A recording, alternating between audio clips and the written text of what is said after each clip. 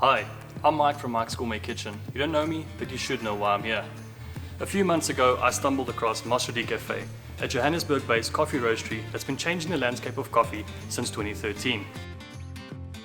Mostra Cafe uses 100% Arabica coffee grown at high altitudes.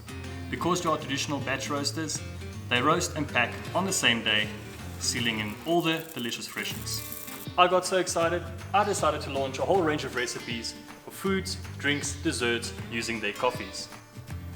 Mostra's coffee is a decadent treat for any set of taste buds. The coffee's body is underlined with an arsenal of flavors suitable for every palate. And the best part is, the aromas from brewing is nothing but mesmerizing.